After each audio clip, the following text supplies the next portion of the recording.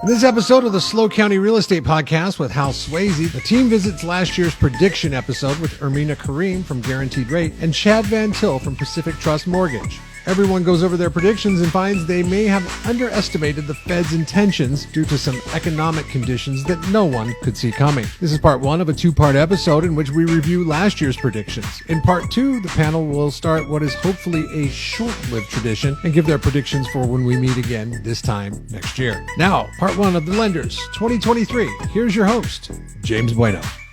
I have a beautiful gentleman right in front of me, Mr. Hal Sweasey. How are you, sir?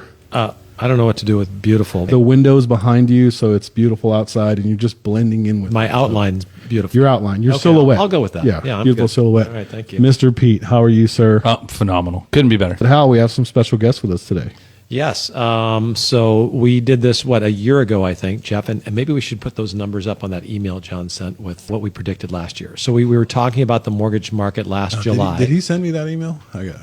Yeah, it's up there somewhere. All right, I'll find it. And so we were talking about mortgage rates, and last July was a much different market. But today we are fortunate enough to have two great mortgage lenders here locally, Ermina Karim from Guaranteed Rate and Chad Van Til from Pacific Trust Mortgage. Ermina, as we start, we'll do this at the end too, why don't you just say where you're from, what your company is, how people reach you if they want to reach you. Let's just start with that. Guaranteed Rate is the third largest lender in the country. We are national, and I work out of the San Luis branch. I can be reached with my business partner, Donna Lewis, at donna.ermina@rate.com or on my cell phone any hour of the day. Okay. 805-602-0248. And I've been living on the Central Coast for the last 16 years and loving being in this market and in this community. Well, we're glad you're here. Thank you. And Mr. Van Til? I'm Chad Van Til with Pacific Trust Mortgage. We are a homebred company here in San Luis Obispo. Started the company in 2002. We're a direct lender, correspondent mortgage lender, once again based here out of San Luis Obispo. We can be reached at 805-543-4422 or at our website, pacifictrustmortgage.com. We're glad you guys are back. And so if we kind of go back a year ago, so July 2022, there was a big change in mortgage rates. What happened, Ermina? I mean, it was pretty rapid back then. Can we remember that far back? Because we're going to remember that far back. Yeah, in a minute. absolutely. It was escalating. I mean, we've already now seen the highest growth in history in terms of the period of time. And so last July, I think we were sitting here shocked by how rapidly rates had increased. Right. And hopeful, some of us, that we might see some reprieve with the Fed's actions to that point. And Chad, you've been at this a while, and how would you characterize, between, say, March or the beginning of last year and July? Yeah, it was about as quick as a rise that we've seen in the almost 30 years that I've been doing this. Rates typically rise pretty gradually, but the way that inflation took hold, the Fed had no choice but to go ahead and really raise interest rates to go ahead and combat inflation. And it was unprecedented how quickly we saw them go up. The change was really, really drastic. I mean, in all phases of the business. When you were looking at affordability, as you know, when people were looking at rates and payments that were in the high 2s to low 3s, and then within a matter of weeks, jumping up to 4% and then to 5%, the payment shock was hard for a lot of people to go ahead and absorb. Yeah, and the beginning of last year, was it in the high 2s, low 3s? Is that where?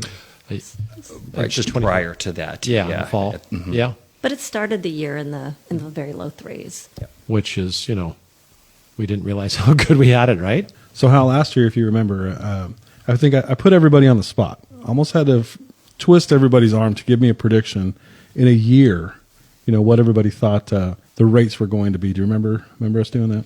I do now. You do? Yes. Exactly a year later, within 6 days, right? Is that what you said? Yeah, earlier? 6 days. 6 days or so. So, yeah, I'll let you go ahead and say. Roll the clip. There you go. Thank you. Actually, all five of you, let's get your predictions. In the next 12 months, in your opinion, what's going to happen with interest rates? Ermina, we'll start with you. All right. Well, I tend to think that we as humans overcorrect. Mortgage rates are tied to control of inflation, and so I believe that in 12 months we are going to be lesser than where we are today, but not dramatically lesser. So I'm going to throw out a number, and I'm going to say 499.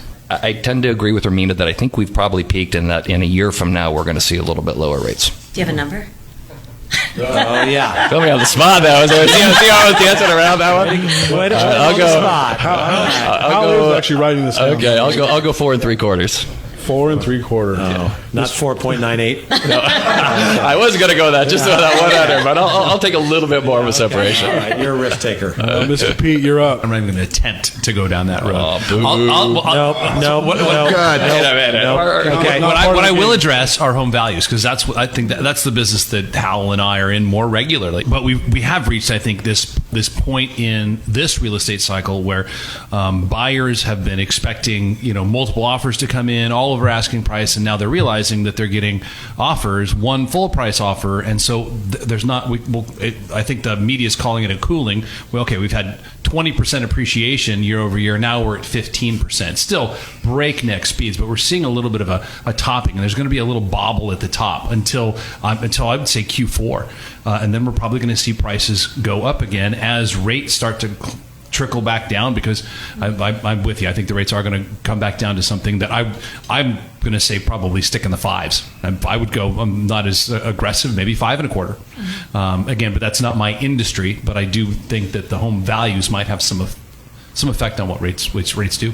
We got them on record, though. Are you running? Are you going to run for an office? Because we didn't get a straight number out of you. You put it out there. 5 1/4. I did 5 1/4. Okay, I'm proud of you. 5 1/4. Okay, way to go, Jay. JT. 4.875. Splitting the difference. You really boxing yourself in, though. Yeah. You got a narrow path to victory. But I asked for a longer period of time, a longer window, because I think, and maybe this is my wish more than what I know. I don't know a thing. I'm just wishing that rates come back down into the 4% area in the next couple of years. Because I think what we've learned is that really drives a strong economy. People feel really good about borrowing at 4% because we've been there. I get the sense, and now I feel stupid that I'm going to say this, but I think the mortgage rates will probably go higher in the short term. I think they could be in the 7% range, but by sometime, maybe next year, they'll be lower, because they can only, it can only handle that for so long. So I'm going to say next year 6, but the year after that less. 7%. You're really driving us to drink, Hal. I know, really. Holy moly! Wow. Were we off?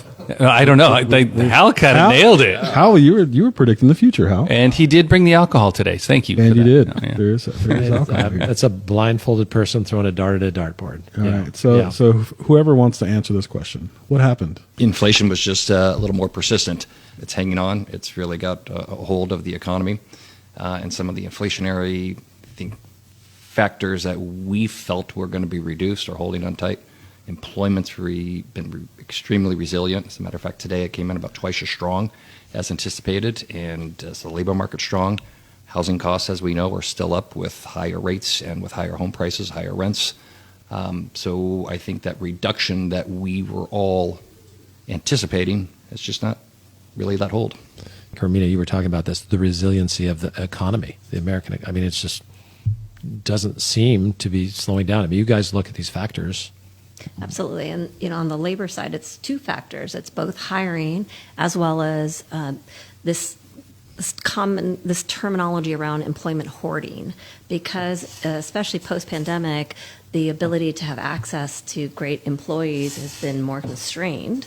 Employers are holding on to employees even if their workflow is not meeting that need. And so our economy has absolutely been significantly more resilient than we anticipated.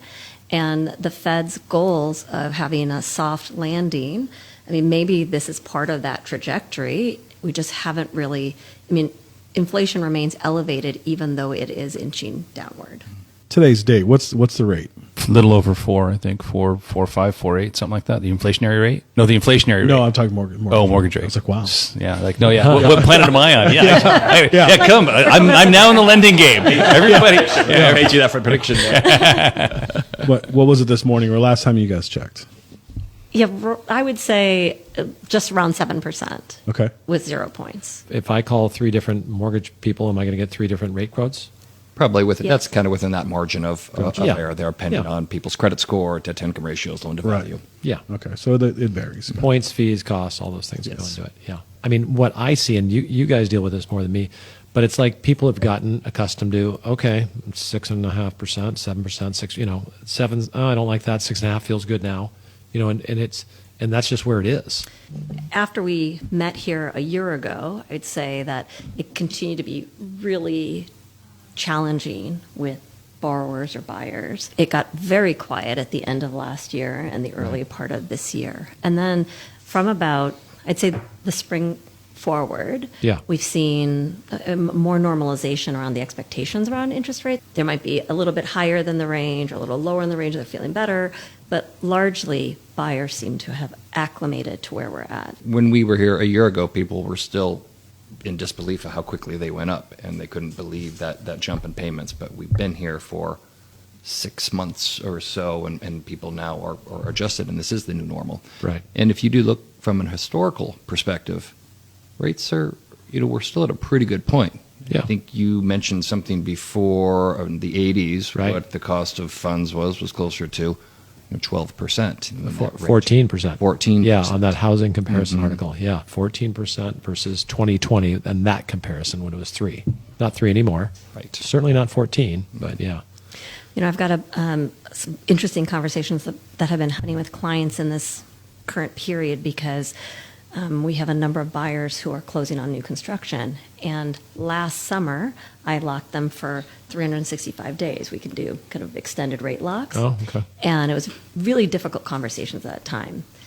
Now, they're thanking me because they're locked at 4.99, 5.125, which are rates, of course, we're not seeing at all. So they're very thankful. Yeah.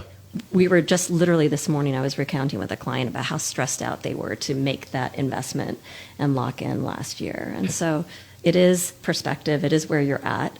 It makes a difference how you view it. And what does it cost in terms of a point, in general, to lock in for a year? Sure. So these are for our builder clients, obviously. And so you can lock at about 3/4 of a point. For a year? For a year. Wow. How And you did I can not know float that? down once you get, if the rates improve. So it turned, none of these clients are obviously floating down and instead very thankful for where they locked at. But Yeah. they're important conversations to have. Floating down, that sounds dangerous. Yeah. Floating it up sounds better, maybe? Now we're Not talking when about there's- interest rates. rates. Not rates or inflation or whatever. Yeah, cost of gas, you got it. Pretty common loan for SLO would be what, $800 million, right? What's the payment difference? If credit's the same, down payment's the same, what would the price payment difference between, let's say, a 4 and a 7%? Let's just talk payment numbers. What would you say? Do we need to do some math right Yeah, Do do we some need to- math. do we need to pause and get a calculator out? So people understand. Give me a rough estimate. I'm sure you guys are very familiar with that. Just a kind of a rough guess of what the payment differences are. Probably about $150 per 100,000 that you're going with in that increase of rates from where we saw. Oh, wow. Yeah. Okay. So 150 per 100,000. Right. So on 800, that's Approximate increase, yeah. yeah, it's from our rate. $1,200 Sure. right? 150 times 800, is that about right? 1,200? Yeah, 100. Yeah. So $1,200 is the difference on an $800,000 loan. Wow. Okay. Here we are, like a year later now. Ermina, we're looking at what we see going forward. I mean, how would you characterize what you anticipate happening? Again, we're not going to throw darts at a board until later. Well, clearly with the Fed's minutes out this past week, we know that we anticipate a couple more rate increases over the course of the second half of this year. Anticipation of maybe mortgage rates absorbing some more, potentially going a little bit higher. It's not pretty right now, but there's also a sentiment element regarding this. And so as we continue to move forward and the Fed's efforts to control for inflation, there's significant expectation that rates will move into a lower bracket later in this year as the Fed continues its work towards controlling inflation. And you're seeing globally other markets in the UK, et cetera, that are also, Canada, taking significant efforts to control for inflation. And so these are related. The components that we were talking about before as to real estate and the implications that our housing prices have as a function of inflation, which is a significant contributor. You can tell us what's been happening with housing prices, but last year when we were sitting here, buyers were sitting on the sidelines because they expected that housing prices were going to suddenly plummet and come into control. Yep. And that isn't what we've seen, as people don't need to move, as they hold on to low rates, and so inventory being tight has maintained that. And so until we begin to see that loosen up a little bit, waiting for inflation to come under control, it's really some of the Fed's actions that make a difference. And then we talk about the Fed a lot, but that's not the end all be obviously for mortgage rates. So then there's the bond component, right? Absolutely. Okay. So I mean, Chad, if you were to look at that going forward, I mean, what do you sense? Again, we're just throwing darts at a board right now, but what do you sense is how are rates going to be affected? Do you think? The Fed controls the short term of the discount rate. Right. Mortgage rates are based on mortgage-backed securities, which once again loosely follow the economy there, and the Fed, how they're cutting. Obviously, the fears of increasing short-term rates is going to cause long-term rates to go ahead and increase here as well. Mm-hmm. But I think most of the big brains out there are predicting that the worst of inflation is behind us. We just have some things that are hanging on, and like we mentioned before, the strong employment. Right. So the Fed is looking to cool down inflation, and to do that is to slow down the economy. Mortgage-backed securities and bonds like a slow economy. Right. A slow economy is good for interest rates. So if the Fed meets their objective of slowing the economy, we will see long-term interest rates coming down. Right. Which usually means not fun stuff people want to talk, but no. Job losses, right? Yeah, that's right. So it's an interesting conversation for sure, and we just kind of focus on real estate and what it does here locally. Yeah.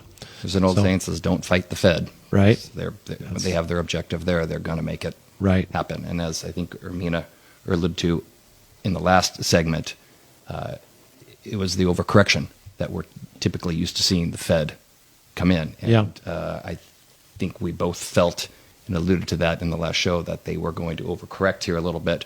So that's why we thought we would probably be in a little bit better spot as we were today. But that obviously was not the case because of the resilience of the economy. I mean, who would have thought after COVID, not long after, stock market goes up, real estate's in demand, I mean, it's just so hard to predict where these things are going. Yeah.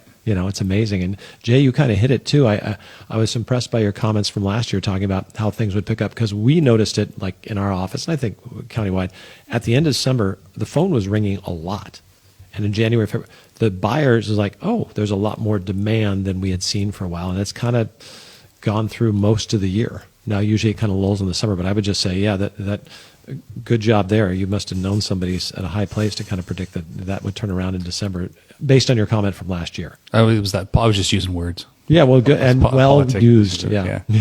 There is. We were talking about interest rates, and I was looking at something that was produced. I think it was one of the Barry Habib graphs that he put out, that the 30-year interest rate or mortgage rate often parallels the 10-year Treasury pretty closely. That there's a variance of between 1.75 to 2%, or 200 basis points. And right now that we're floating at about 300 basis points, and so the question is, what is creating that abnormal spread? Why is it so much larger than it normally is? My thought was, the last time we spoke, was that, because the mortgage industry knows that there's going to be a whole slew of refinances, and the funds need to be, you're paying for money on the front end or over the long term, and they know those refis are going to happen, and those loans are going to be sold or refinanced out. Is the mortgage industry, I know this is a very, very broad question, are they still into that concept? I mean, why is it still 300 basis points above what the 10-year Treasury is? I would say so, because I believe that the majority of the industry is still pricing up for that fact. So typically, over the years, we would say paying a point or a buy down of 1% would get you about 0.25% in rate. Right now, and conversely, for a buy up, that you could get 1% credit towards your cost. Getting the buy ups and getting credits to cover some of your closing costs now is about a little bit closer to 3/8 to sometimes almost a half a point to get 1 point in buy up. versus paying a point, you're typically picking up 3/8 and sometimes 0.5% in rate. Got it. Because they're looking at it once again of not paying up, because when you're paying up for rebate, you have to typically have about 5.5 to 6 years in servicing fees to equate to Got it. breaking even on that. Got it. I'm glad you understood that. Yeah. Sorry, I didn't mean to No, work that's a twink good. out on you but, too much but there. You get a little more bang for your buck when you pay a point as a borrower. Yeah, because paying points, the philosophy is always pay now, save later. Right. So now you have greater savings up front because you're picking up more in rate. Okay. Versus if you wanted to save Right. now, you're paying a little bit more over the long run to go ahead and save that up front. No, I think that's really helpful. I'm shocked for 1 point you can lock your rate for a year. So you, putting a little cash in on the front end is going to save you more than it used to as a percentage. Correct. Today, really useful to know. Yeah, that's great. All right, everybody, thank you so much for being here. And Ermina, would you again give your phone number? Oh, yeah, sorry about Absolutely. that. Again, thank you so much for having us here today. Of course. Ermina Karim, and my number is 805-602-0248. And love to connect with anybody who needs help. And Chad? Always a pleasure to be here. Appreciate it. Chad Van Til, 805-543-4422 with Pacific Trust Mortgage. Thank you, guys. Awesome. Thank you very much. We'll see everybody next week, and make sure you let everybody know to tune in and listen to us. Thanks, guys. Thank you for listening to the Hal Sweasey podcast. Be sure to subscribe and rate this podcast. It comes out every Monday, so check for it in your feed for the latest information on the San Luis Obispo County market. The Slow County Real Estate with Hal Sweasey podcast is available wherever you get your podcast and on halsweasey.com, where you can find current listings and other real estate tips. halsweasey.com, that's HALSWEASEY.com. I am James Bueno, Director of Marketing for the Hal Sweasey Group. If you're looking for anything real estate, give us a call, 805-781-3750. Hal Sweasey is a licensed California real estate broker. DRE number 01111-911. The Slow County Real Estate with Hal Sweasey podcast is a production of AGM Podcasts. Subscribe wherever you get your podcasts.